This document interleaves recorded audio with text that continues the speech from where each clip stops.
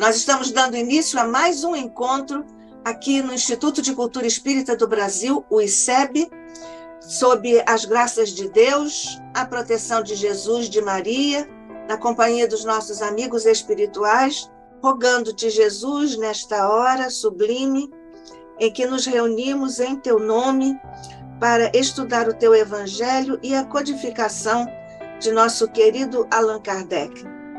Nós te agradecemos as bênçãos da doutrina e por todas as demais bênçãos com que tu tens pavimentado os nossos caminhos. Guarda-nos a todos aqui no ICEB e no mundo que tão amorosamente diriges. Fica conosco, Mestre querido. Abençoa os nossos queridos irmãos que em ambos os planos de existência estão aqui conosco. E muito especialmente, faz descer as tuas bênçãos, as tuas luzes, por sobre o nosso querido irmão, amigo, companheiro Charles Kempf, que traz para nós hoje o início de suas 4 palestras, em que vai nos trazendo e atualizando sobre os conhecimentos que tem tão diligentemente buscado sobre o Espiritismo, particularmente na França, berço do Espiritismo, e sobre o nosso querido codificador Allan Kardec. Abençoa Charles Kempf e a todos nós, neste momento em que nossos corações se unem para o estudo do teu Evangelho e da tua doutrina. Graças a Deus. E nós estamos recebendo, então, hoje, pela primeira vez aqui no ICEB, agradecemos, Charles, a sua presença, aceitar nosso convite. Charles Kempf é francês, tem 63 anos, é engenheiro formado na École Nationale Supérieure des Mines de Paris, é aposentado. Primeiro contato com o Espiritismo ele teve em 1986, é trabalhador no movimento espírita francês desde 1991 e no movimento espírita internacional desde 1994. Dirige o Centre d'études spirites Léon Denis, em Mulhouse, na França, desde sua fundação em 1997. Foi membro do Comitê de Organização do 4º Congresso Espírita Mundial em Paris, em 2004.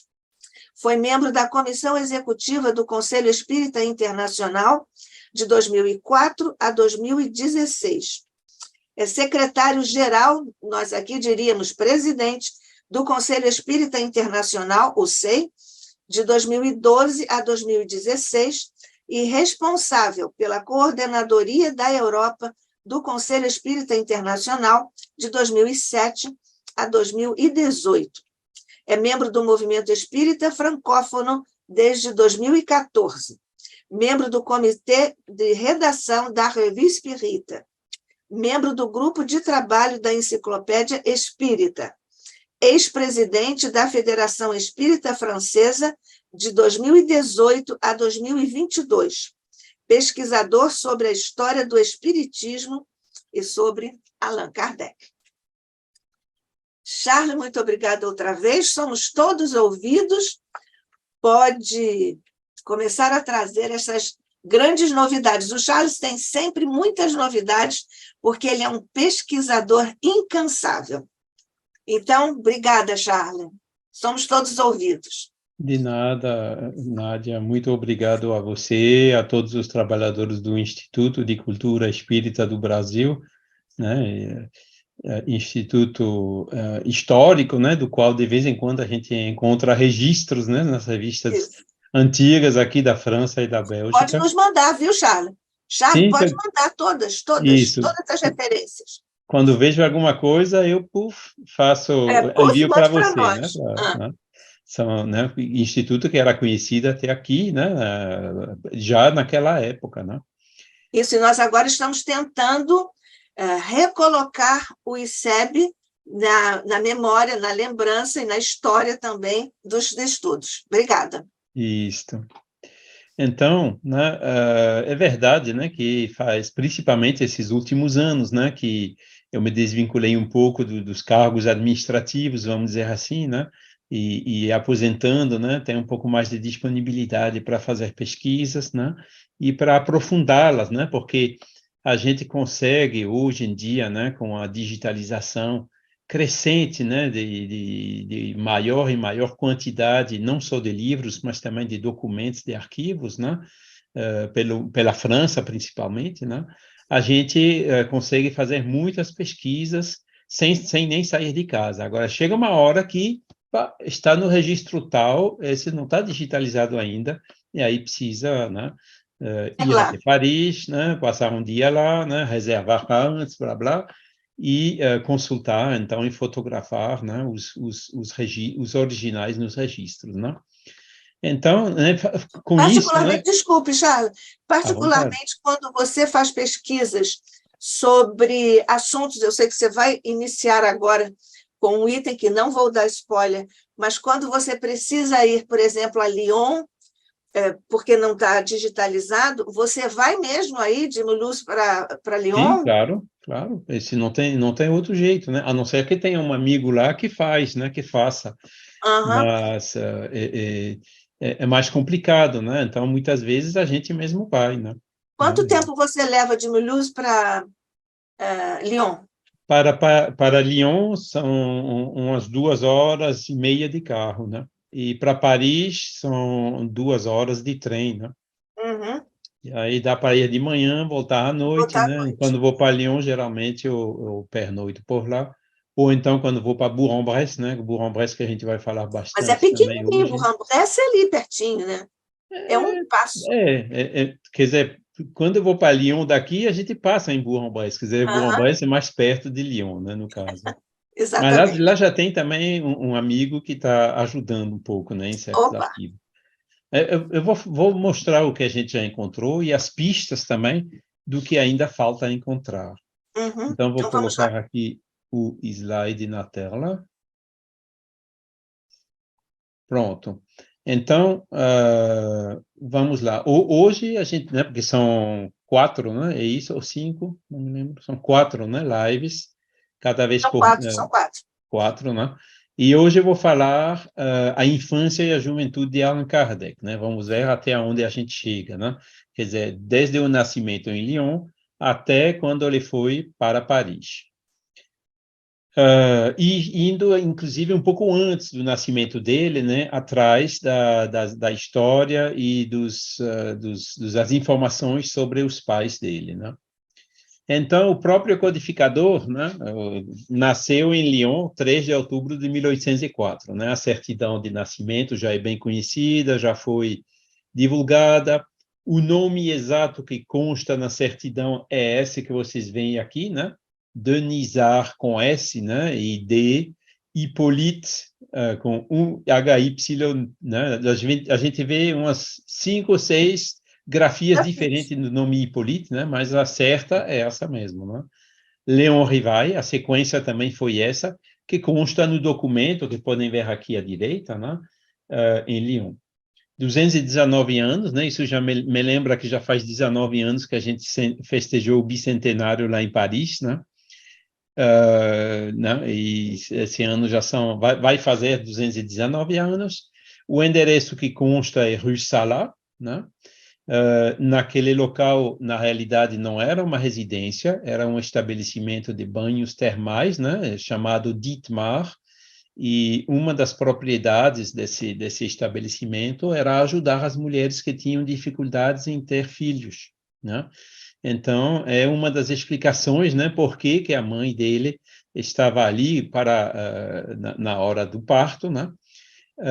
Eles moravam em Bourg-en-Bresse, né, que fica, nunca moraram em Lyon. O próprio Kardec escreveu que nunca morou em Lyon, e é verdade, né? Ao contrário do que as biografias afirmam. E a certidão também diz que o pai estava atualmente em Paris, né? Ou seja, o pai não estava presente na hora do nascimento do filho, né? Por que ele estava em Paris? A gente vai ver um pouco mais adiante, né? As causas prováveis, embora ali também tem o que foi que ele foi fazer em Paris, aonde, etc., é uma pesquisa que ainda precisa ser feita, ok? Mas antes de você adiantar, ô Charles, conte-nos o nosso querido saudoso amigo que está ali e o outro que está com o cabelinho Isso, escuro, pretinho. Quem isso. são? Pois isso foi, então, a inauguração desse monumento, né? Que o nosso querido irmão Paulo Paulo, né? Sérgio Paulo de Peixoto. Niterói, né? Saudade dele, né? Muita saudade. E, né, naquele convênio entre a cidade de Niterói e Lyon, né? Convenceu a prefeitura de Lyon de fazer um monumento em homenagem a Kardec, né? Que é esse, né? Que fica naquele local, mais ou menos, né? Onde ficava essa casa, né, de estabelecimento termal, que desapareceu porque, numa enchente do rio Ródano, né, algumas margens assim foram destruídas, inclusive aquela casa, né? E Eu ia então te esse dizer monumento está ali e foi inaugurado em 2005, nessa foto que isso. vocês veem, né? Lá na Rio Salá, a gente não vê mais exatamente nem o prédio de águas termais mais, né? Não, não, É, tem a rua, essa avenida que vocês veem é a aí Rio atrás Salá. da gente, né? E também, conte-me aqui o nosso saudoso amigo e esse outro, mais alto, de cabelo escuro. Era o trabalhador que estava ali para traduzir, né? O discurso que Nestor fez, né? Para francês, né? Que tinha as autoridades, tinha o vice-prefeito, Isso, o prefeito daquele bairro de Lyon, tinha um monte de gente ali naquele dia da inauguração, realmente, né? isso. Nestor Mazotti, nosso saudoso Isso, presidente da FEB e do SEI, né? isso. É quando eu tive que assumir depois que ele teve que se afastar, né? Quando ficou Foi. doente, né? Em 2012. E Então, esse outro senhor aí, que você não está dizendo quem é, hein? mas acho que o pessoal reconheceu, né? Embora não tenha mais bigode, né? Mas Está mais jovem, tá com bigode, chama-se Charles Kempf. Você nem disse, mas eu estou dizendo. Então, vamos seguindo. uma outra pequena história interessante aqui é que, né, esse medalhão que podem ver aí, né, que é de bronze, foi feito lá no Rio, né? A mesma fundição que fez o medalhão que estava no monumento lá em Niterói, né? E foi pouco antes do Paulo desencarnar, né? Ele nos enviou uma foto, né? Mostrando que o monumento lá tinha sido, como que vocês dizem, vandalizado, tinha sido, ou seja, o medalhão foi roubado, né? Que era bronze, né? Isso tem um É, certo valor no mercado, né? E não tinha mais a fundição, não tinha mais os moldes, não tinha mais nada, né? E então nós, aqui na França, nos organizamos para contratar um artista que foi lá no monumento, né, fez um molde desse que estava lá em Lyon. Com esse molde, então, ele fez réplicas, né, não de bronze mais, fez réplicas de fibra, mas com, como é que a gente chama? Palhetinhas, né, aham. de bronze, né, que dá um aspecto de bronze, mas é fibra. E essa réplica, né, inclusive tem algumas outras que foram feitas, né? Essa réplica, né, uma delas foi enviada para Niterói, né? E já chegou lá, faltava ainda pintar, fazer bonitinho, né? E, pelo que eu entendi, né, a inauguração dele vai ser no dia 3 de outubro, lá em Niterói, né? Vai ser a restauração, né, e a nova inauguração do movimento restaurado, né? Isso, nós estávamos lá e vamos aqui fazer um preito de gratidão, uma homenagem ao nosso querido Paulo Sérgio Peixoto, que Isso. é o pai dessa ideia linda. É, E nós chegamos, você sabe muito bem, nós chegamos a publicar um livro, isso. participamos desse livro com Paulo Sérgio para descrever essa fraternidade, essa irmandade Lyon-Niterói, que depois a gente pode falar se você quiser. Vamos seguindo. Exato. Obrigada, Charles. Exato. Então, né, de lá veio para cá e quando lá se perdeu, de cá voltou para lá, né? A gente achou totalmente normal a gente, né, tenta fazer o máximo, né, para ajudar os nossos irmãos de Niterói a restaurar o monumento. Então, vamos lá agora ver os ascendentes, né? Ele fala aqui, né, que era filho de Jean-Baptiste Antoine Rivail e Jean-Louis Duhamel. E Jean-Baptiste Antoine Rivail, né, o pai dele era esse senhor que vocês veem aqui, Antoine Rivail de la Lèvrotière, co-seigneur de Saint-Romain-en-Gier, Saint-Martin de Cornas e Saint-Andéol du Château. Era um título de nobreza, né, na época feudal, e quando, né, algumas dessas pessoas, né, os senhor e co-seigneur, administrava, né, uma certa área, né, do território francês, tudo que era assim produção agrícola, recolhimento de imposto, tudo mais, né?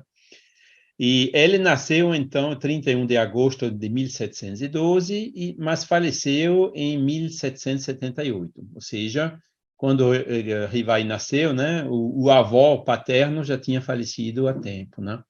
E procurando um pouquinho, né, esse Château de la Lèvrotière, nós encontramos essa foto que vocês veem aqui, né? É uma mansão grande que ainda existe hoje, né? E quando um amigo nosso foi lá procurar informação, ele falou com o dono lá, que já era bem velhinho, e sim, ele se lembrava do Rivail, né? Quer dizer, essa casa foi realmente a casa onde o pai de Rivail cresceu. Vocês veem aqui até depois o bisavó e etc., né? Era uma família, vamos dizer assim, de nobres, né? A foto aqui não é foto real, não, né? Tem um website que eu peguei essa árvore genealógica, nem sempre coloca fotos verdadeiras. Uhum. E aí, a gente, aqui tem a genealogia, né, resumida dele, né? Podem ver aqui, né, o Antoine Rivail, esse que a gente acabou de falar, embaixo à esquerda. Não sei se vocês veem o meu mouse na tela.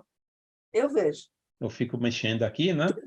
Ele era casado com a mulher chamava Reine Richard, que faleceu em 1790, ou seja, também, né, antes do nascimento. E eles tinham um filho e duas filhas. O filho, que é Jean-Baptiste Antoine Rivail, que era o pai de Kardec, né? E outra filha que chamava Reine Rivail, que era tia de Kardec, que ele conheceu, né? E uma outra, Anne-Sophie Rivail, mas essa também faleceu bem pequenininha, né? Faleceu em 1760, ou seja, Kardec tinha uma tia do lado paterno, né? Do lado materno estamos aqui, né? Jean-Louis Duhamel, né? Que era a mãe de Kardec, né? Nasceu em 1773 e só foi bem recentemente que a gente achou onde e quando ela morreu, né? Ela morreu 2 de julho de 1832 em Paris. Ou seja, Kardec, Rivail e Amélie se casaram em fevereiro de 1732 e em julho a mãe desencarnou, né? Casou o filho e voltou para o mundo espiritual. Então, o pai dela era Benoît-Marie Duhamel, que eu vou comentar um pouquinho daqui a pouco. Era uma pessoa extremamente conhecida lá em Bourg-en-Bresse. E a mãe era Marie-Charlotte Beauchard, né? Ela tinha também duas irmãs e um irmão. As duas irmãs também faleceram bastante jovem, e o irmão, né, que é o tio materno de Kardec, esse sobreviveu bastante tempo, né, inclusive morando com eles lá em Paris, né?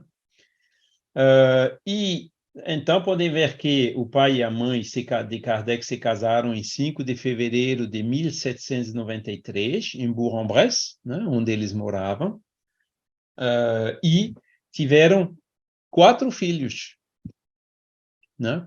Tinha o Auguste Claude Joseph François Rivail, o menino, né, que nasceu em 1796. Tinha Marie-Françoise Charlotte Héloïse Rivail, que nasceu em 1799, né? Mas ambos faleceram muito jovens, né? A menina faleceu com 2 anos em 1801 e o menino faleceu com 6 anos em 1802. Ou seja, quando o Hippolyte nasceu, né, ele era filho único, né? Que o irmão maior e a irmã maior já tinham falecido. E o que a gente também descobriu não faz muito tempo é que ele teve uma irmã menor, chamada Isaura Rivail, que nasceu também lá com o mesmo Dr. Rodamel, né, que trabalhava naquele instituto lá que funcionava a Rue Salat. Ela nasceu em junho de 1806, ou seja, um ano e meio, né, depois do nascimento do Hippolyte, mas ela também faleceu jovem, só que a gente ainda não encontrou aonde e quando, né? São essas Charles, coisas ainda faltam a gente encontrar. Charles, você tem informação sobre por que tantas crianças desencarnavam tão precocemente? Basta você pegar as estatísticas, né, da mortalidade infantil da época, né? Era, acho que mais de 50% das crianças não passavam a idade de 2 anos. Pois é, e por quê? A medicina, né, as doenças infantis, tinha ainda na época a epidemia de cólera, coisa assim, né? Né? Simplesmente, né, são os progressos da medicina, né, que Sim. fizeram cair muito essa taxa, né, de mortalidade infantil, que era, naquela época, era de 50%, entendeu? Então, de 4, né, só sobreviveu 1. Né? Vamos dizer assim, era uma característica na época, né? E, inclusive, quando eu falo 50%, já é 1840, 1850, né? No início do século XVIII, né? 19, desculpem, era provavelmente mais alta ainda, certo? Então, o que a gente pode resumir daqui é esse Benoît-Marie Duhamel, que é o avô materno de Rivail, foi preso pelos revolucionários e guilhotinado em Lyon, né? O pai, né, a gente vai ver também mais adiante, desapareceu, né? Ou seja, o Hippolyte, né, ele cresceu, a família dele era composta, então, dele, como filho único, da mãe, né, Jeanne-Louise, o irmão, né, que é o François Duhamel, e, até 1825, né, da avó materna, né, Marie-Charlotte Bochart. Esse foi o núcleo familiar no qual ele cresceu, né? Não tinha pai, né? Eu vou voltar para isso daqui a pouco. Então, querendo mais detalhes, inclusive, né, podem procurar isso na Revista Espírita, né, que fizemos um artigo sobre isso, e também aqui, Reformador, de abril de 2014, que eu acho que agora pode fazer download lá no website da FEB, que tem um artigo mais completo sobre os pais, né? Mas eu vou mostrar aqui mais alguns detalhes, né, sobre o casamento dos pais, né, 5 de fevereiro de 1793, né, podem ver aqui, né, Jean-Baptiste Antoine Rivail, que tinha 34 anos já, quando casou, né, filho, né, do Antoine Rivail e de Reine Richard, né, e da outra parte, né, Jeanne-Louise Duhamel, né, de 19 anos de idade, ela tinha 15 anos mais jovem do que ele, né, filha de Benoît-Marie Duhamel, né, que foi guilhotinado, né, e Marie-Charlotte Bochart, casado. E podem ver aqui à esquerda o documento, né, que se encontra muito facilmente lá nos arquivos do Departement de l'Ain, né, dessa certidão de casamento. O interessante também, aqui eu estou mostrando o mapa, né? Não sei se dá para ver, aqui embaixo à esquerda é a cidade de Lyon, certo? Aqui em cima, à direita, é a cidade de Geneve, né? E aqui você vê que mais ou menos meio caminho, né? Fica a cidade de Bourg-en-Bresse, né? E aqui fica a cidade de Belay, né? Belay era a cidade onde o pai de Kardec morava quando casaram, né? Então pode ser que nos primeiros anos, né, não moravam em Bourg-en-Bresse, mas moravam em Belay. Você vê o rio Ródano, né? Depois de passar o lago de Genebra, né, desce para Belay, suba e depois vem para Lyon antes de descer para Marselha, né? Então tudo isso fica assim mais ou menos na mesma região, uns 150 quilômetros de distância no máximo. Ok? Outra coisa interessante, quando a gente olha no final dessa certidão de casamento, né, tem um monte de assinaturas, né? E quando a gente procura um pouco quem eram essas pessoas, essas testemunhas que estavam lá, né, podem ver aqui à direita listado, né? Os futuros cônjuges estavam acompanhados de Claude Joseph Duhamel, procurador judicial e tio da futura noiva, né? Jean-Antoine Rostand, comissário das guerras, né, de Henri Fulques d'Oraison, marechal de campo. Procuram, por exemplo, Henri Fulques d'Oraison na Wikipédia, tem um artigo bem grande, tudo isso era pessoas, sumidades, né, inclusive do exército militar dos Alpes na época, que era comandado por um general chamado Napoleão Bonaparte, né? Então, pode ver mais ou menos o tipo de pessoa que estava ali como testemunha do casamento, né?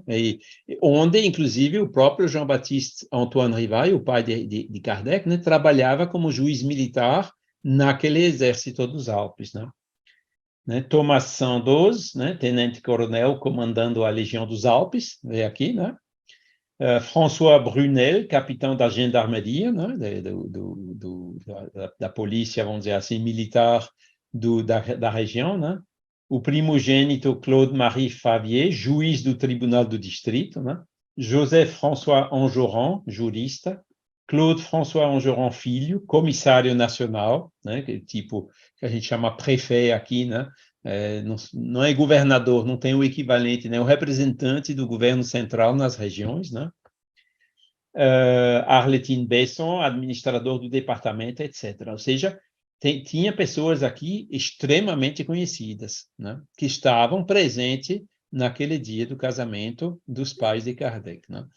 Somente para poder sentir, né, o meio, né, tanto do pai, né, que é a metade deles, né, aqueles militares, né, como da mãe, né, que eram mais aquele ligado à área jurídica daquela região de Bourg-en-Bresse. Continuando. Então, aqui vem um pequeno cronograma com datas, né? 5 de fevereiro, casamento, né? Mas eles moravam provavelmente em Belém no início, né? Aí, menos de um ano depois, né? Janeiro de 1794, o avô paterno, né, do Rivail, né, foi preso a mandado de Albite. Albite era um representante dos revolucionários que eles enviaram para aquela região, e esse Albite era um terror, era uma pessoa realmente daqueles mais terríveis. Inclusive, o Departement de l'Ain sofreu enormemente, né, naquela época, depois da Revolução, né? Inclusive, aqui foi até depois também que guilhotinaram o Luís XVI e Maria Antonieta, né? Então, prenderam o Duhamel, né, transferido para Lyon, e foi guilhotinado em março, né, depois de um julgamento sumário, né. Tentaram de tudo para evitar que isso acontecesse, mas não conseguiram, né. A força desses revolucionários na época era muito grande. E vejam só o que aconteceu. Um mês depois, né, ou seja, entre o avô materno foi preso e guilhotinado, o pai de Kardec, o futuro pai de Kardec, também foi preso, né? A manda do mesmo Albite, né? E os bens sequestrados, né? Porque era suspeitado também de ser contra-revolucionário, né?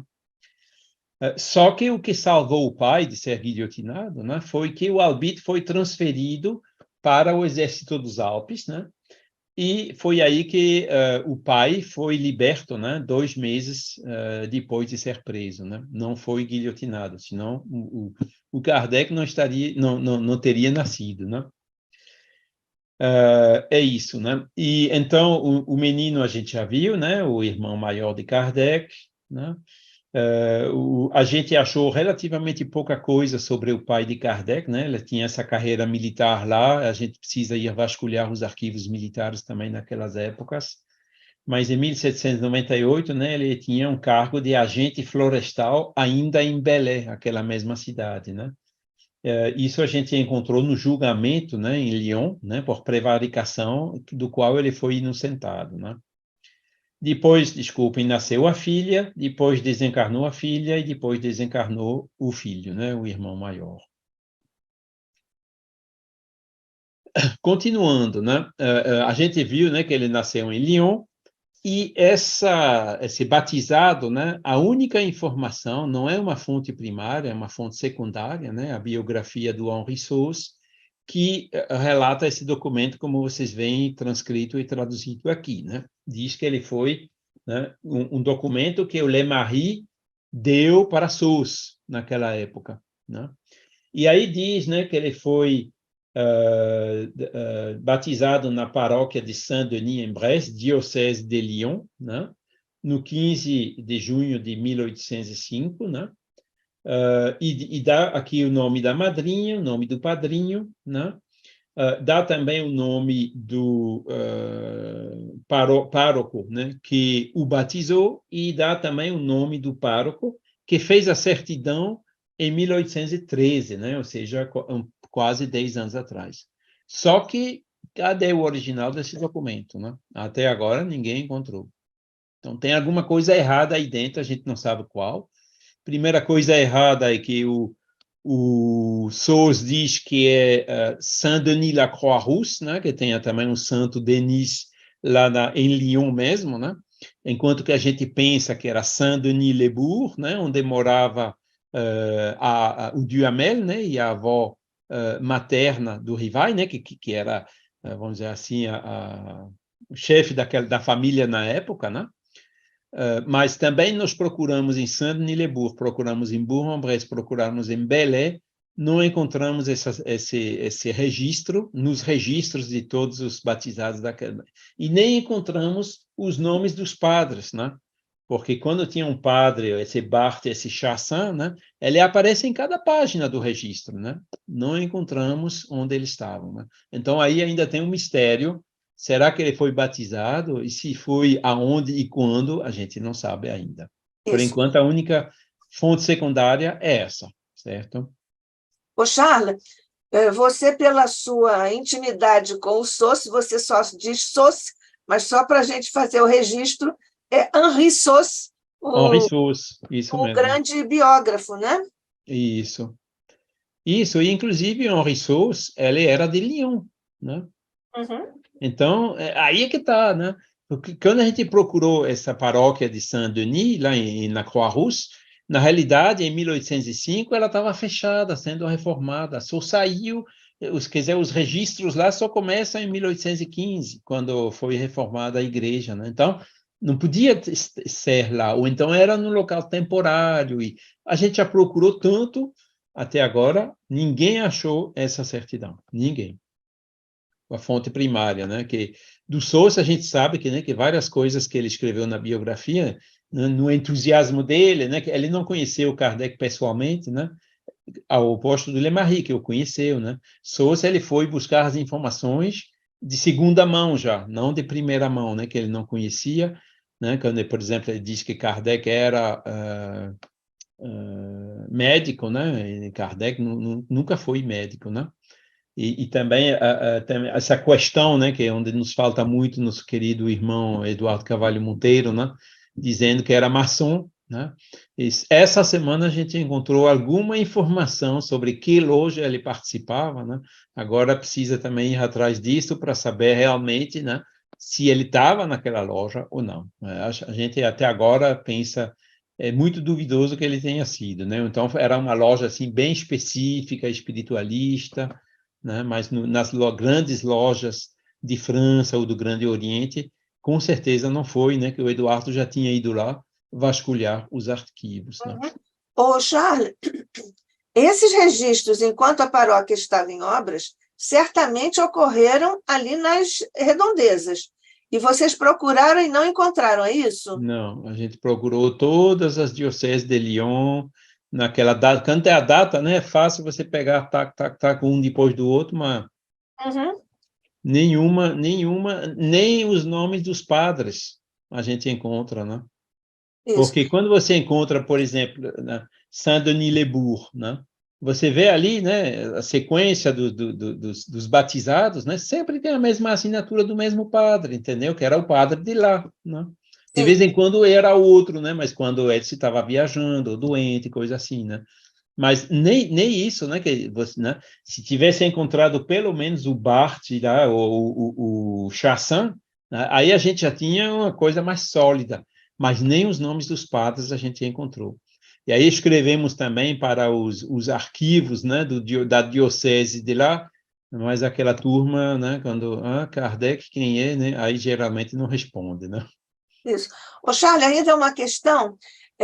Eu sempre pensei em Bourg-en-Bresse com hífen, mas em vários momentos você coloca aqui sem hífen.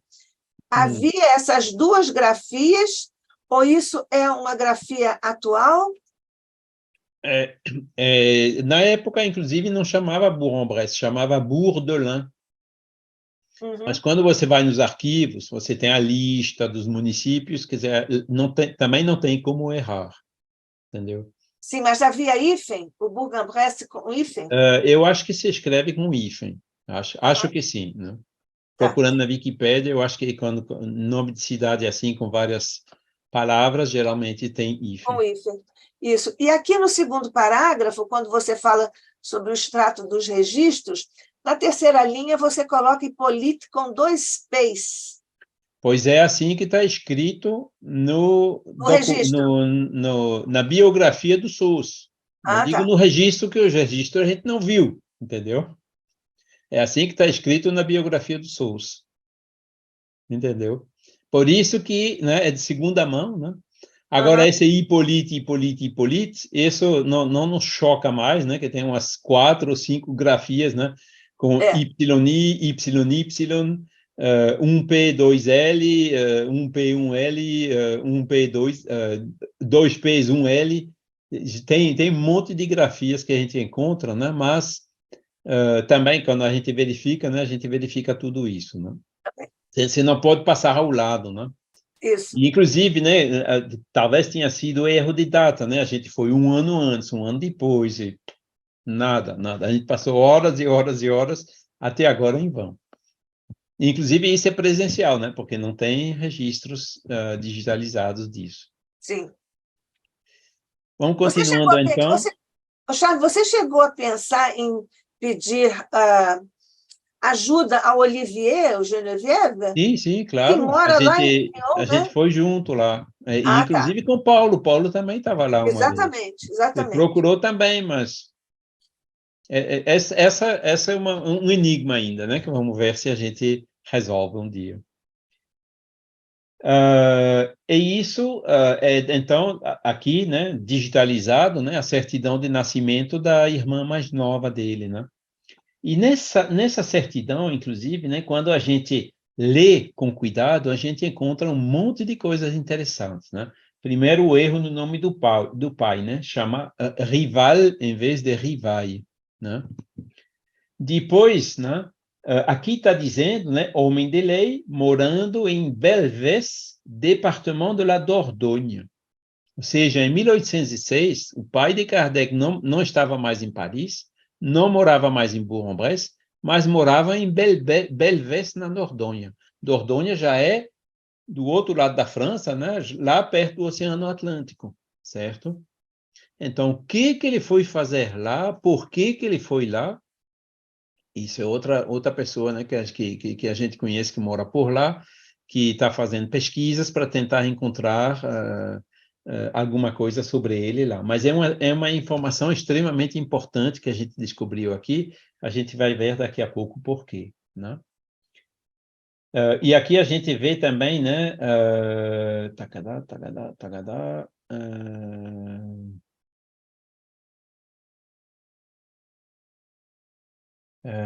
não estou achando agora, né, mas era o domicílio, né, de um senhor chamado Rodamel, né, Rodamel aqui no início.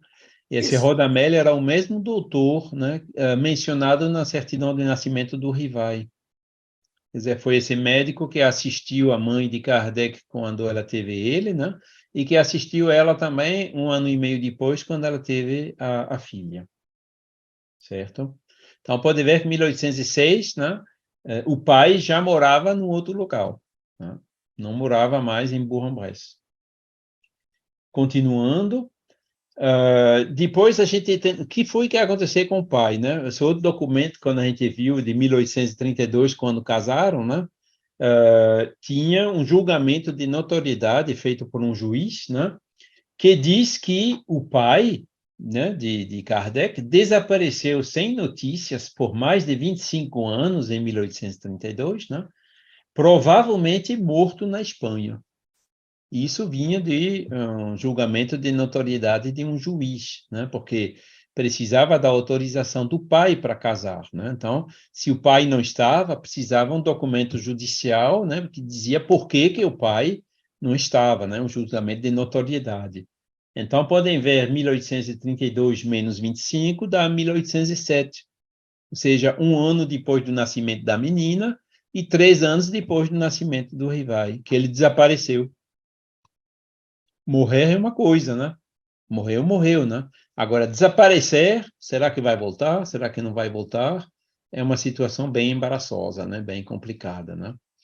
E esse julgamento, essa informação, a gente encontrou na certidão de casamento, né, do Rivai, mas também em outros julgamentos, né, em 1822 e 1828, em Bourg-en-Bresse, né, quando a mãe, por exemplo, queria vender um bem, né, também tinha que ter a autorização do esposo, né? Mas graças a Deus, né, ela tinha dele uma procuração que ela podia vender qualquer coisa, mesmo sem que ele autorizasse, entendeu? Porque senão a situação dela estava ainda muito mais complicada, né? Então essa informação veio de vários documentos oficiais, né, que ele desapareceu, certo? Só que também, né, uns anos atrás, né, mentira tem perna curta, né? A gente já estava procurando lá na Espanha, mas a gente encontrou em Périgueux, né, que, na realidade, né, o Rivai Jean-Baptiste Antoine, como podem ver aqui, né, morreu em 26 de junho de 1834. Ou seja, 2 anos depois do casamento, 2 anos depois da mãe, né, morreu o pai, com 75 anos, né? E essa cidade de Périgueux é na Dordogne, fica perto também daquela cidade de Belvès, né, que estava mencionada na certidão de nascimento da menina, da filha, certo? Então, o que danado foi que ele foi fazer ali? Aí pronto, quando descobrimos isso, né, fomos atrás, vamos ver se nas declarações de sucessão, né, a gente encontra alguma coisa. E encontrou, né? Uma vez que você tem um documento, né, você vai puxando o fio, aí aparece um monte de outras informações que vêm depois, né? E aí a gente descobriu, né, essa declaração de sucessão dele, né, que ele morreu pobre, né, não tinha bens, que ele era alojado por um dono de bar, né, em Périgueux, a quem ele tinha prometido a herança dele, né, mas essa herança não existia, né, de tudo que é meu é teu quando morrer, e quando o coitado, né, morreu, o outro foi lá ver, não tinha nada, né? E tudo isso fica nesse documento, né? Esse dono de bar era chamado Separ, e tem um endereço lá que eles estavam naquela cidade de Périgueux. E depois a gente viu, né, que ele tinha apenas o usufruto de uma renda cujo capital pertencia a Marie Lavour, viúva Trémoulet de Lessal. E aí a gente foi atrás. Quem era essa Marie Lavour, viúva Trémoulet de Lessal? A gente também encontrou sem problema nenhum.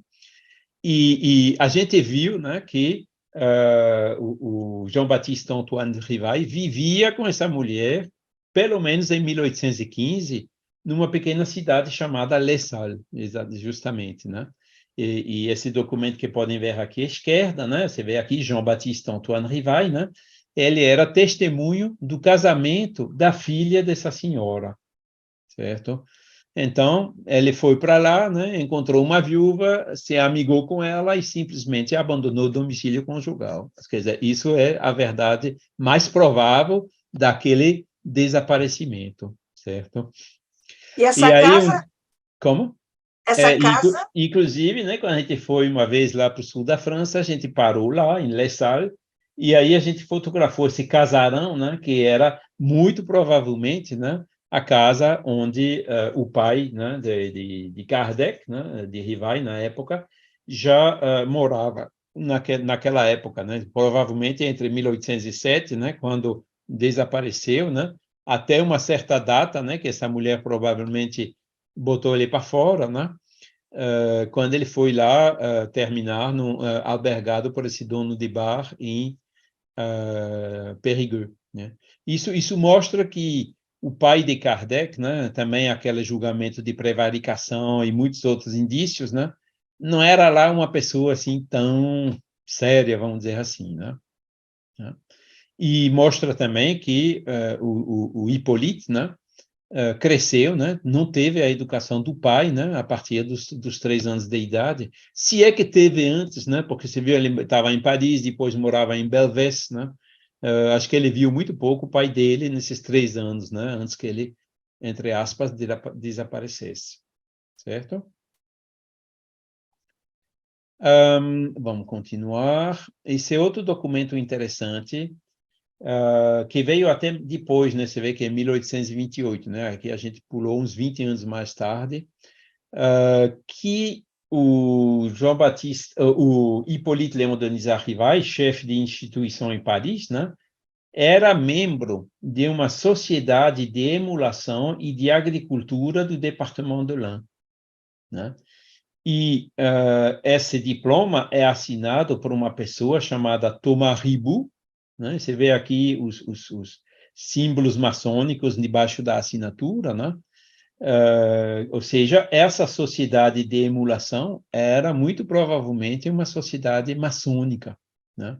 Ou seja, quando se diz, será que Rivai era maçom, né? Maçom ele não era, mas ele era membro correspondente de uma sociedade que era provavelmente maçônica, entendeu?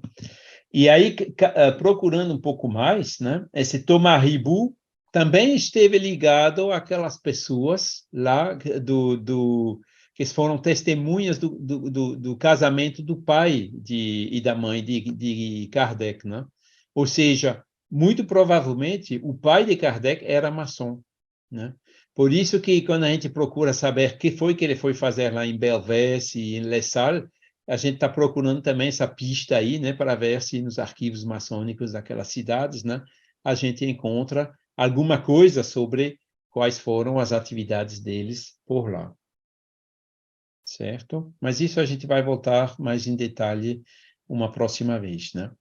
Então, o jovem Rivai, né, nasceu em Lyon, morava em Bourg-en-Bresse ou em Saint-Denis-les-Bourgs, né, que eram duas cidades bem vizinhas, né? Saint-Denis-les-Bourgs, onde tinha o casarão, né, da avó materna, né, com terras, inclusive, e tudo mais, né? E foi provavelmente lá, né, que ele fez a escola primária, né, na escolinha daquela pequena cidade, né? Não trouxe aqui nos slides, mas também fui àquela cidade, né, fazer fotografias da igreja, a parte antiga assim da cidade, né? E a gente também foi localizando onde que estava aquela casa, né, onde ele cresceu, e essa casa, né, que aparece nos mapas da época, hoje foi completamente reurbanizado, né, quer dizer, a casa também já não existe, né? A cidade de Bourg-en-Bresse cresceu, né, e absorveu, né, aquela área dali que na época era ainda rural, né, mas que hoje faz parte da cidade.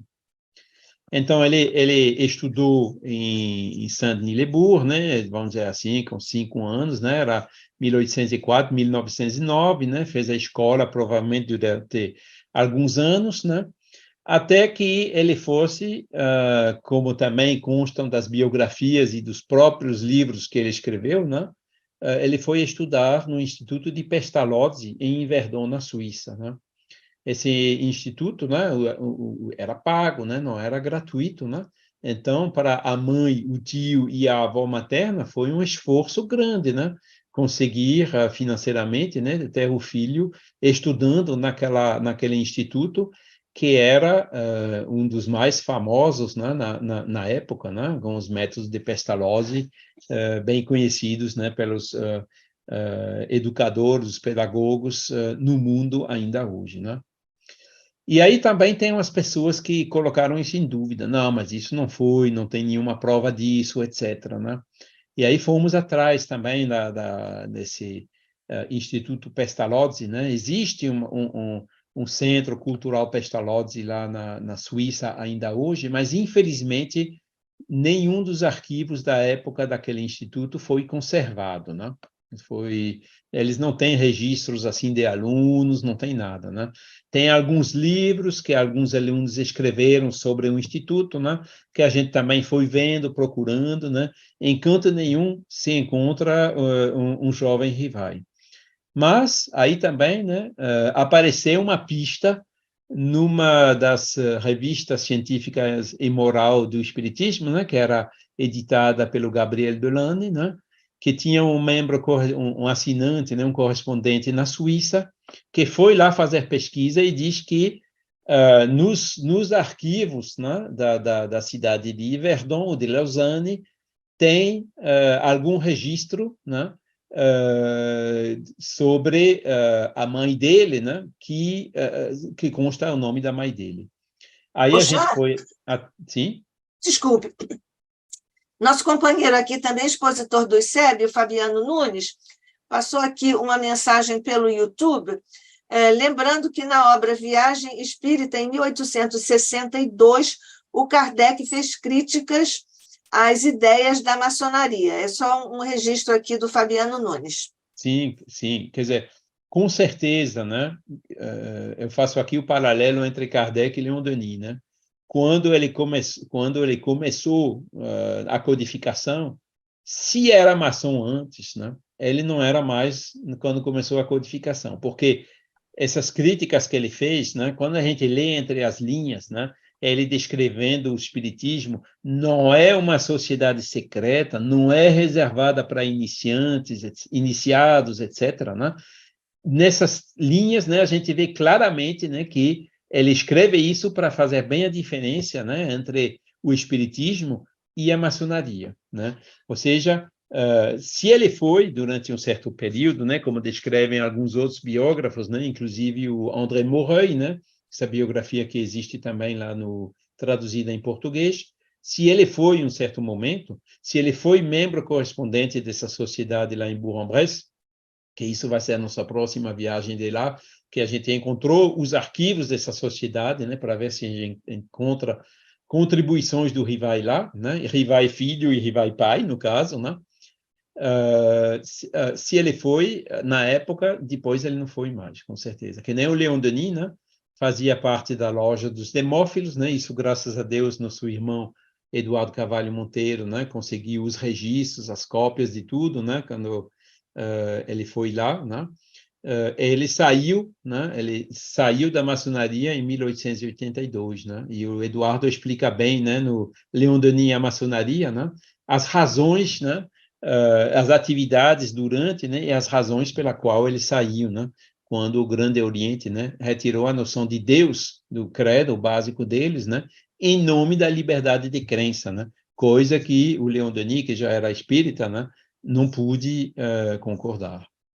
Isso. O Fabiano aqui está acrescentando que o Kardec estava contra as ideias das sociedades secretas, não é isso? Isso, E exatamente, você também já explicou isso. Obrigada, Fabiano. Um abraço para você. E o Eduardo, esse documento que o Eduardo encontrou deve estar lá em São Paulo mesmo, né? As fotos, sim. O documento está lá na loja dos Demófilos em Tours, o original, né? Sim, Mas sim. Mas ele fotografou a fonte sim, primeira, sim, a esse fonte registro primária, está né? lá, está bem. Isso. E Leon Denis, a maçonaria, de Eduardo Carvalho Monteiro, né, que ele publicou lá em 1804, 1805, 2004, 2005, desculpem, explica tudo, né? Inclusive ele explica aonde que ele foi buscar, né, os registros sobre o próprio Kardec, né, lá nos arquivos do Grande Oriente em Paris, mas nunca não encontrou, foi lá ver os curadores dos arquivos e tudo mais, né? Não encontrou nenhum registro de iniciação do Rivai, né?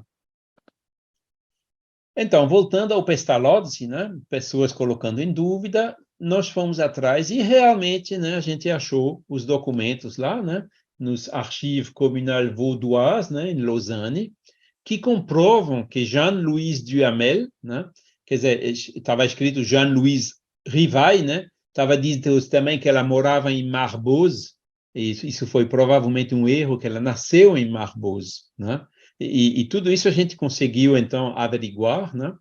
Que ela morava em Yverdon, e um dos documentos diz claramente, né, que o filho estudava no instituto, né?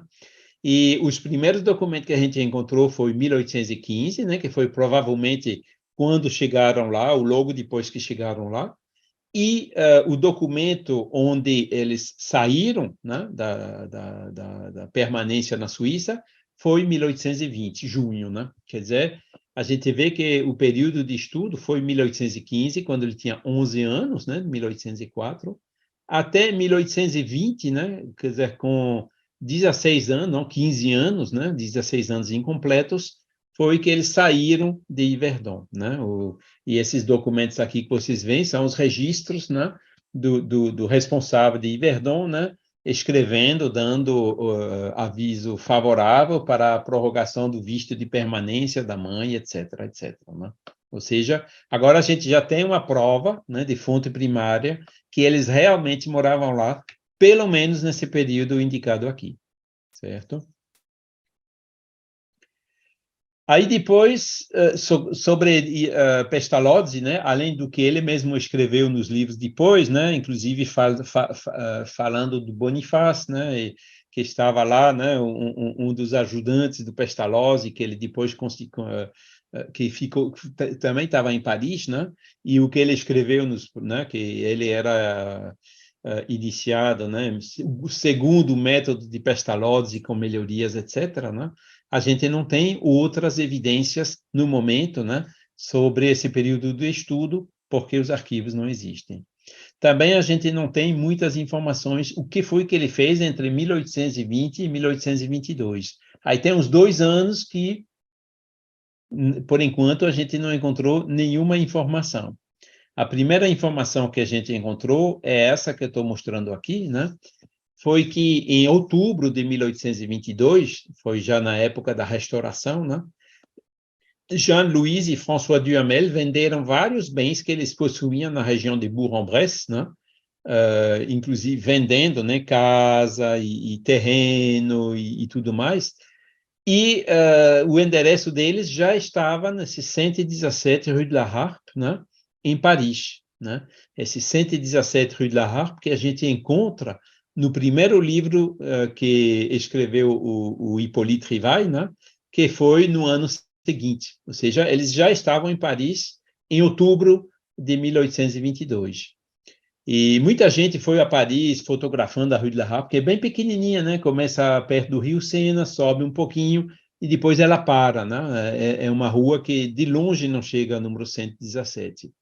Mas aí também, né, quando a gente vai nos mapas da época, a gente vê que essa rua era muito mais comprida na época, né? Só que ela foi completamente remanejada, né, e encurtada quando o Barão de Haussmann, né, fez os grande boulevard em Paris, e no caso lá era o Boulevard Saint-Michel, né, que vem do Rio Sena, reto assim até o Jardim do Luxemburgo. E aí, né, fazendo a comparação da época com hoje, né, a gente pode ver que esse mesmo quarteirão ainda é bastante conservado, né, e fica aqui à direita, pode ver, né, essa aqui é a Sorbonne, fica bem pertinho da Sorbonne, né? Então, esse número 117 que podem ver aqui, né, corresponde a esse prédio aqui, que hoje é o 51 Boulevard Saint-Michel. Então, isso é outra coisa que a gente conseguiu averiguar recentemente, né? E é onde a mãe, o tio e o Hippolyte, né, estavam morando já em outubro de 1822, certo? A avó materna, né, que ainda vivia, porque ela faleceu em 1825, ela continuou morando naquela fazenda lá em Saint-Denis-les-Bourgs. Continuando, aqui são as coisas que constam das biografias, né? Inclusive essa do Zeus Mantuil e do Francisco Thyssen, né? Sobre o primeiro livro que ele escreveu, né? De 1 de fevereiro foi um anúncio, né? Que ele estava fazendo uma espécie de uma pré-venda, né? Aqui você vê, né? Rue de la Harpe 117, né? Já em fevereiro de 1823, né? Mas eles já moravam pelo menos 4 meses lá, né? E depois, em dezembro desse mesmo ano, né, foi que saiu o livro, né, cuja capa vocês veem aqui à direita, né? A data foi colocada em 1824, porque era dezembro já, né? E na capa mesmo está escrito, né, discípulo de Pestalozzi, né? Ou seja, ele se apresentava, né, como discípulo de Pestalozzi, né? E no próprio subtítulo, né, esse curso de aritmética era segundo o método de Pestalozzi, com algumas modificações, né? Ou seja, ele realmente estava multiplicando, né, difundindo, né, os métodos pedagógicos do Pestalozzi em Paris, né? Isso é o que aparece desse livro, né, que é conservado lá na Biblioteca Nacional da França, e desses anúncios, né, que ficam no Journal de l'Imprimerie em Paris, né, sobre os prospectos e sobre o livro propriamente dito. Certo? Então, podem ver, né, que a mãe e o tio, né, foram lá bem perto da Sorbonne, né, certamente ainda, né, para facilitar a carreira pedagógica do filho, né? Porque são outras coisas, né, que a gente não colocou aqui, mas que a gente também já viu, né, é que a mãe e o tio estavam em Paris antes, né, 1807, eles iam regularmente a Paris, principalmente, talvez porque o pai, né, de Kardec estava em Paris por aquelas voltas, né, e o próprio François Duhamel, né, e a avó materna tinham um endereço na Rue de Lille, Rua de Lille, em Paris, né, que é onde, né, antes que Kardec morresse, né, ia se mudar a biblioteca, né, e o escritório da Revista Espírita ia se mudar para aquela mesma Rue de Lille. Não é o mesmo número, né, mas é na mesma rua, né? E naquela rua, né, uns 60 anos antes, né, já morava, né, já tinha provavelmente uma casa, um apartamento, né, a família Duhamel. Ô, Charles, Sim. ali tem o preço para as pessoas que assinavam o jornal, é isso? São 6 o quê? São 6 francos? 6 francos, sim. 6 Isso, francos para aquelas pessoas que que assinavam o jornal. aceitavam a pré-venda, né? Porque Uhum. o livro não estava impresso ainda. Ele fez essa subscrição, né? Como vocês dizem isso no Brasil, né? Sim. Financiamento participativo já, né? É uma pré-venda, né? E Ah, sim, aí o dinheiro recolhido servia para fazer a impressão do é livro, impressão. né? E por les autres, como está ali?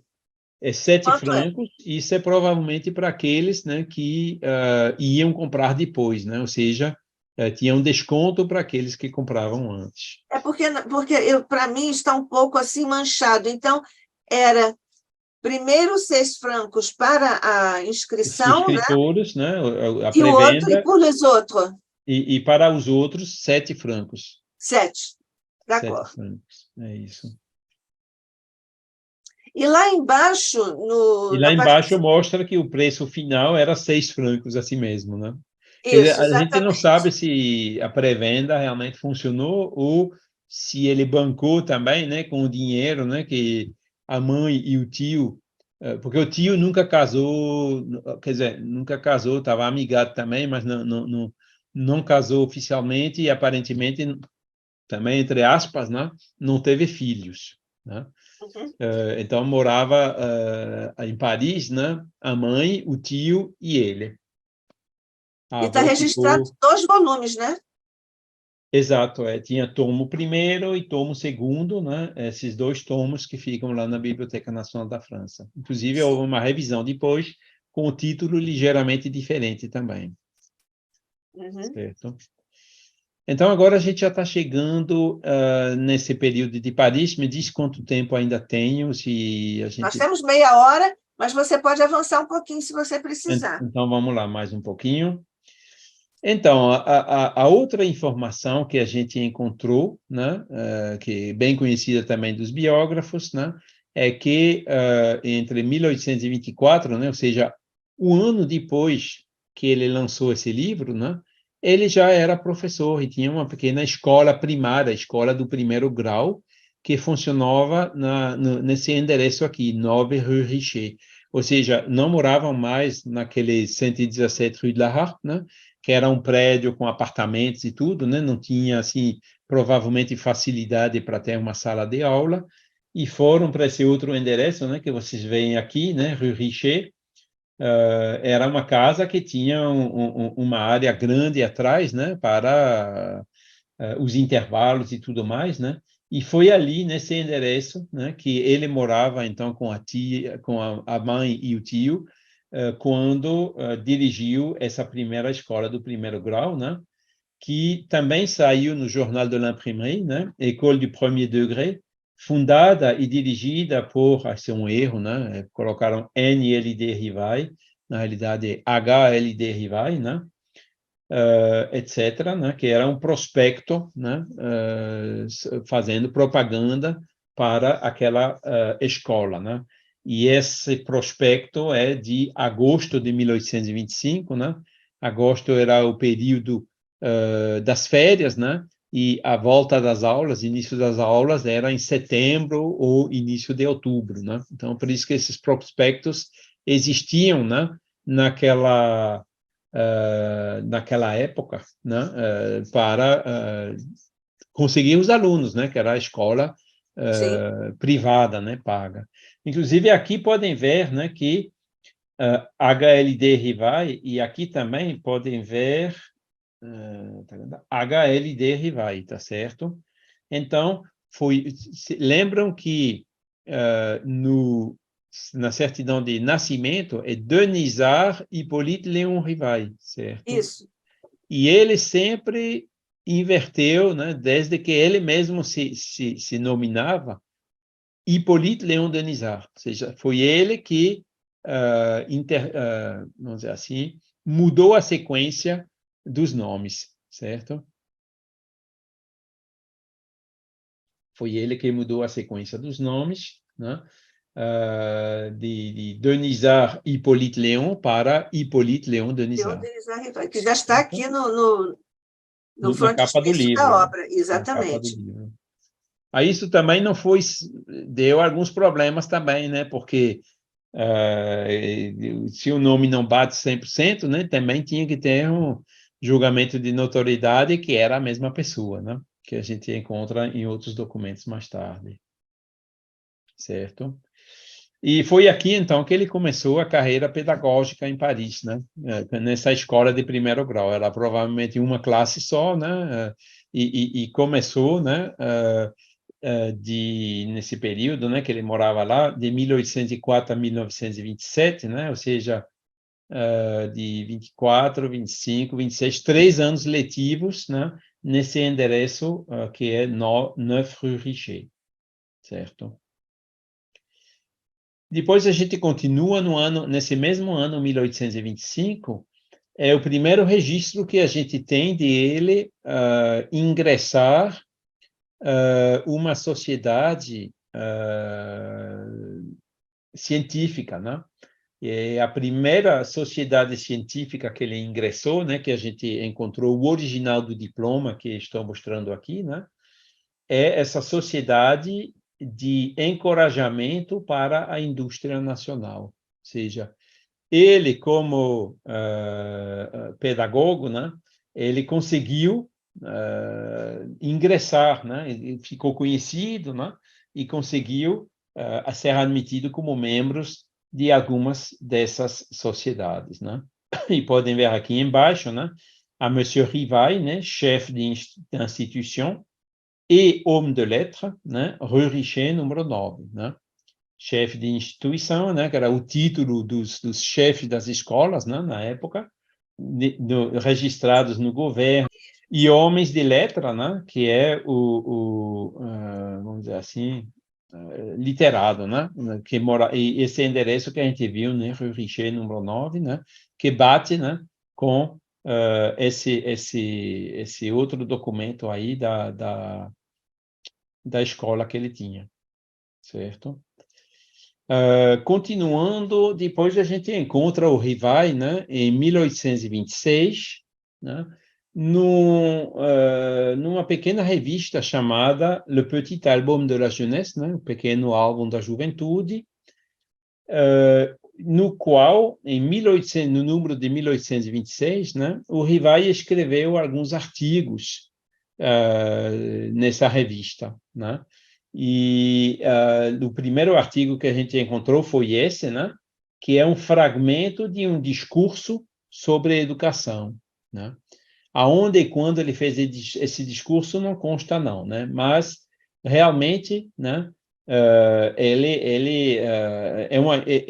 A gente vê bem, né, os princípios educativos que ele seguia, né? Aqui não coloquei tudo, né? Seria uma transcrição completa. Para quem quiser, a gente pode também arranjar isso, né? O documento completo, né? Sobre esses discursos, inclusive esse pequeno álbum da juventude se encontra lá na Biblioteca Nacional da França, certo? E interessante é que a gente vê aqui, né? Ele fala, logo o primeiro artigo começa, né? L'éducation morale dépend d'une multitude de causes qui souvent paraissent minutieuses et qui néanmoins ont une grande influence, surtout dans un âge où le caractère est susceptible de recevoir toutes les impressions. Ou seja, né, a educação moral, já focalizando que a educação não é só instrução, né? E veja aqui, 26, ele tinha 22 anos, né? E mostrando a importância da educação moral das crianças, né? Numa idade onde, né, eles são como que nem uma esponja, né? Eles conseguem absorver esses ensinos morais, né? No período da juventude, né? Que a gente sabe depois, quando chega a adolescência e a idade adulta, fica mais complicado, né?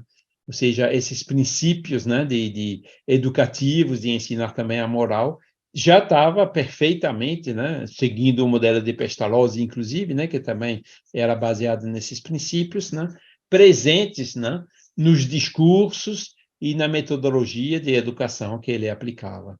Ele depois vai incluir no plano, né?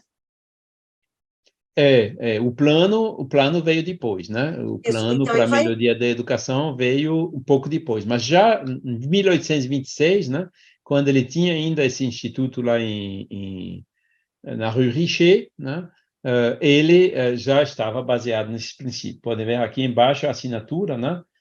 HLD Rivai, né? Isso. Certo? E esse documento, né, podem fazer o download lá da Biblioteca Nacional da França, né? Procuram o Petit Album de la Jeunesse, né? São 2 números, né? Você vê um na página 10, o outro na página 33 a 35, que vocês podem encontrar, então, esses discursos. Nessa mesma revista, álbum, né, tem um outro artigo também do Rivai, né, sobre uma escola, né, que situada no Mont Jura, né? O Jura são umas montanhas que ficam na fronteira entre a França e a Suíça, né? Ou seja, do lado francês, né? Lado suíço, você descendo do Jura, chega na planície suíça, chega logo em Yverdon, entendeu? Então, é uma região que ele conhecia bem, né? Inclusive, ele diz numa das visitas, numa das viagens à Suíça, ou seja, isso também mostra que naquele período entre 1820, né, quando ele saiu de Yverdon em 1822, ele provavelmente viajava bastante para a Suíça, né? Não era mais aluno, né, membro do instituto, mas ele continuava viajando para lá. E aqui ele descreve, né, então, uma escola que ele achou uma escola modelo, né, pelo ensino dada lá, né, pela senhorita C, né, ele não dá o nome, e elogiando realmente, né, os métodos educativos que ele via lá, que ele descreveu, né, nesse segundo artigo publicado nesse Petit Album de la Jeunesse em 1826. Certo? Continua mais um pouquinho. Sim. 1828, então mudou, né? Acho que a Rue Richer ficou estreito, né? Ele foi para a Rue Vaugirard, número 65, né? Em 1828, né? E Rue Vaugirard também a gente achou os mapas da época, né? Podem ver aqui, né? Se pode ver, né? Pelo tamanho do prédio, né? Bem maior, né? Inclusive também com um pátio atrás, né? Que era para, né? os intervalos ou as atividades de físicas, né, dos alunos e assim por diante, né? Então, o instituto, a escolinha do primeiro grau, né, deve ter crescido, né, e funcionou ainda durante esses 28, 29 e 30, né, 3 anos, nesse outro endereço, 65 Rue de Vaugirard, certo? Para situar também um contexto histórico da época, né, isso foi na Revolução de 1830, né, que derrubou, né, o regime da restauração, né, os reis, né, que tinham voltado, né, para um regime novamente mais republicano, né? Isso. E aí, esse é o último slide que eu preparei para hoje, né? Porque em 1831, a gente tem algumas cartas, né? Que ele escreveu para aquela que ele ia casar poucos meses depois, né? Amélie Boudet, e onde ele informa também, né? Que no mês de agosto e setembro desse mesmo ano, 1831, ele se mudou novamente, né, da Rue Vaugirard para Rue de Sèvres, né, onde funcionou, então, um instituto bem maior, né, um instituto Rivail, que cresceu, né, entre 1831 até 1840. Mas isso a gente vai, então, entrar Vai mais em desenvolver detalhe depois, né? no mês que vem, exatamente. Exatamente. Então, vamos ficar por aqui hoje, né? Agradecendo infinitamente pela atenção. Ô, Charles, nós agradecemos, sim, infinitamente as preciosíssimas informações que você sempre nos traz, pela seriedade com que você conduz essas pesquisas fundamentais, importantíssimas para o movimento espírita em toda parte.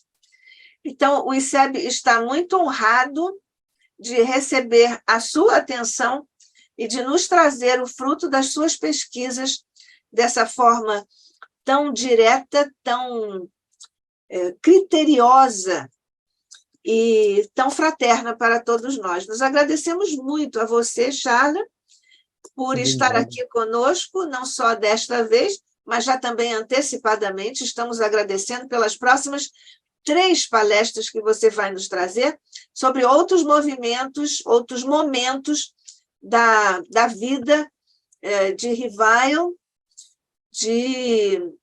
Rivail Kardec, não é isso? Depois. Isso, E né? também do Vai ser movimento Rivail a espírita. próxima vez ainda, né? Que Kardec só a Exatamente. partir de 1857. Exatamente. Então, nós agradecemos muito, muito a você essa criteriosa exposição. Muito obrigada. O ICEB está muito encantado e agradecido por isso. Você quer dizer mais alguma coisa? Sim, eu quero agradecer aí o Instituto de Cultura Espírita do Brasil, né, por essa oportunidade, né, de a gente resumir, né, o estado das pesquisas, né. Eu também queria aqui homenagear um outro colega pesquisador lá do Brasil, né, que é nosso irmão Carlos Sete Bastos, né, que escreveu esse livro Isso, aí, né, que vocês provavelmente conhecem, né, Espírito sob isso. Investigação, da editora do Centro Eduardo Carvalho Monteiro, né, lá em São Paulo. E nós fazemos muitas pesquisas juntos, né? Às vezes encontro alguma coisa, me envio para ele antes de ir dormir, e no dia seguinte, quando eu acordo, ele já vem com o complemento que ele achou, né? E bom, né, que a gente tem essa abertura, essa coisa colaborativa, totalmente desinteressada, né? Esse livro mesmo, né? A renda vai para o instituto, Isso. e do meu lado também, né? Não fica com tudo que a gente tem gratuito à disposição Isso. de todo mundo, né? E isso faz que os documentos, né, acabam Circulem, chovendo, né? Inclusive circulem. uns documentos originais, novos, né, que precisaria de 10 livros como esse, né? Vai precisar de 10 livros como esse para fazer descrição, contextualização desses documentos que apareceram, né? Você Agora, sabe que você os tem. primeiros documentos, inclusive, vocês viram, né? São aqueles 2 diplomas, né, que foram antes Sim, de 1831, e tudo isso está sendo colocado no portal Projeto Kardec, da Universidade Federal de Juiz de Fora. Procuram lá Projeto Kardec, vocês vão encontrar, e já tem uns 270 documentos originais lá, com fotos, né, de alta definição, com transcrição completa em francês e também tradução em português, né? E alguns deles, inclusive, já com alguns artigos de contextualização de cada um daqueles documentos, né? Ou seja, aí vai dezenas e dezenas de outros colaboradores, né, que mostram, né, a vantagem de fazer esse trabalho colaborativo nessas pesquisas, né, porque é tanta coisa que, né, não cabe nos ombros de um só, né? Precisaria Exatamente. de um... Exatamente, mas os ombros assim iniciais, os ombros paternos são de Charles Kempf. Agora você também, nós estamos fazendo aqui, você fez várias referências ao Eduardo e ao Instituto. Quem está, você sabe que o Jader Sampaio também é uma pessoa muito ativa lá no Sim, Instituto. claro. O Jader Claro. está aqui conosco também aqui no ICEB nesta oportunidade. É outro irmão, amigo muito querido. Muito querido, outro pesquisador seríssimo também, e nós estamos atrás dos grandes pesquisadores para trazer tudo aqui para o ICEB, e agradecendo a todos eles. Que bom, Charla, que bom, que bom. Também foi bom porque ficamos matando saudades, viu, de minha parte, para o meu irmão, meu amigo, Charles Kempf. Não é Obrigada. presencial, né? Mas pelo menos em virtual A gente mata a consegue matar a saudade saudade. online, pois é. A comunidade Mas a de gente... pensamento é independente da distância. Exatamente, exatamente. Então, com nossa gratidão, Charles, nós nos reportamos agora, Jesus querido, ao teu coração grandioso, agradecendo a oportunidade de aqui estarmos na condição em que estamos, agradecendo as bênçãos que certamente dispensastes hoje, mas que tens dispensado aos criteriosos trabalhos de pesquisa do nosso querido irmão Charles Kempf. Que ele possa continuar se conduzindo nessa linha de pesquisa preciosa para todos nós, e que o Instituto de Charles Kempf e o nosso Instituto possam caminhar juntos, sempre, Jesus, sob o holofote do teu coração. Guarda-nos sob tua paz e tua luz, hoje e sempre, sob o olhar de nosso Pai. Assim seja.